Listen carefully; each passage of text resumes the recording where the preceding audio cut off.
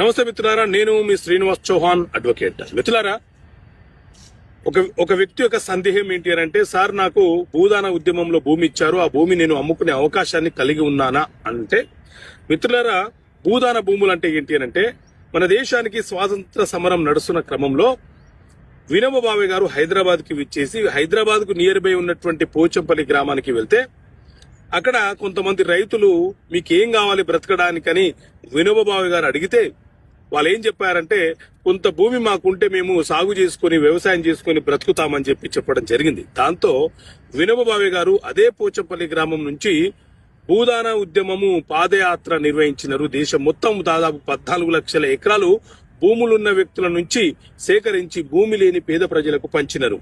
So దీన్ని పెద్ద ఉద్యమంగా భావించి కేంద్ర ప్రభుత్వము భూదాన్ యాక్ట్ అనే చట్టాన్ని తీసుకొచ్చింది. అలాగే భూదాన్ బోర్డ్ అనే ఒక బోర్డును కూడా ఎస్టాబ్లిష్ చేసింది. సో ఈ భూదాన ఉద్యమంలో భాగంగా ఎవరికైతే పేద ప్రజలకు భూములను పంచారో, భూములను తీసుకున్నారో, ఆ వ్యక్తులు భూములను తరతరాలుగా అనుభవించాలి, కానీ అమ్మకాలు కొనుగోలు చేయడానికి, మార్టిగేజ్ పెట్టడానికి లేదు. వాళ్ళు తరతరాలుగా అనుభవించాలి. అది మన జీవన ఉపాధి కోసము ఉద్యమంలో భాగంగా మనకు ఇచ్చినటువంటి భూమి, పేద ప్రజలకు ఇచ్చినటువంటి భూమి. కాబట్టి అవి అమ్మకాలు కొనుగోలు చేయడానికి వీల్లేదు.